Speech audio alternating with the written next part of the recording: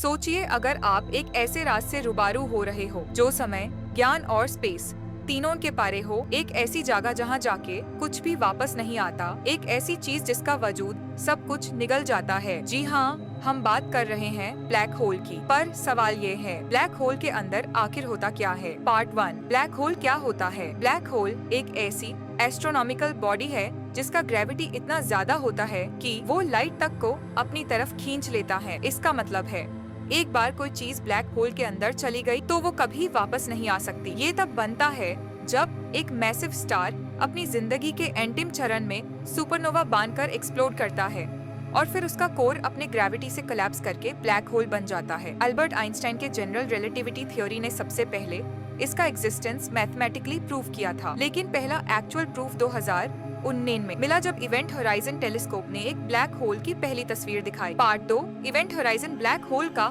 Outer boundary event horizon कहलाता है। ये वो पॉइंट है जहाँ से वापस आना इम्पॉसिबल है। इवेंट होराइजन के अंदर सब कुछ डिसअपियर हो जाता है, चाहे वो लाइट हो, टाइम हो या मैटर। एक बार कोई भी चीज इवेंट होराइजन के अंदर चली गई, उसका हमारे पास कोई सिग्नल नहीं आता। इसी वजह से हमें ये नहीं पता कि ब्लैक होल के अंदर क्या होता है। ये एक साइंटिफिक मिस्ट्री है। पार्ट 3, साइंटिस्ट कहता है कि ब्लैक होल के बीच में एक सिंगुलैरिटी होती है, एक ऐसी जगह जहां मैटर इन्फिनिट डेंसिटी में होता है और space time completely break down हो जाता है। यहाँ न्यूटन के लॉ फेल हो जाते हैं, आइंस्टाइन के इक्वेशंस काम नहीं करते। फिजिक्स यहाँ तक कहती है कि ये वो जगह है जहाँ हमारा ज्ञान खत्म हो जाता है। कुछ फिजिसिस्ट्स मानते हैं कि सिंगुलैरिटी में टाइम रुक जाता है। क्या वहाँ किसी और डायमेंशन का दरवाजा खुलता है? क्या ये वर्म होल का गेटवे हो सकता है? Part 4, worm hole theory. कुछ साइंटिस्ट्स का कहना है कि ब्लैक होल एक गेटवे हो सकता है वर्म होल के थ्रू किसी दूसरे यूनिवर्स तक। 2, होलोग्राफिक प्रिंसिपल।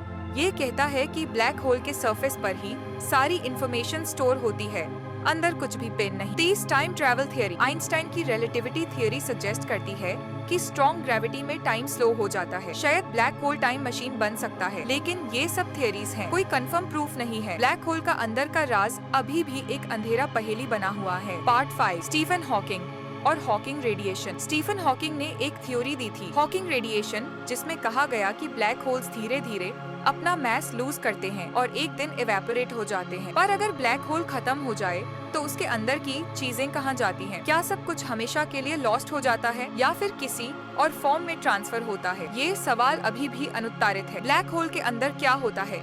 इसका जवाब आज भी साइंस के लिए एक बड़ी चैलेंज है। शायद फ्यूचर में कोई स्पेसक्राफ्ट या एआई सिस्टम इस राज से पर्दा उठाए।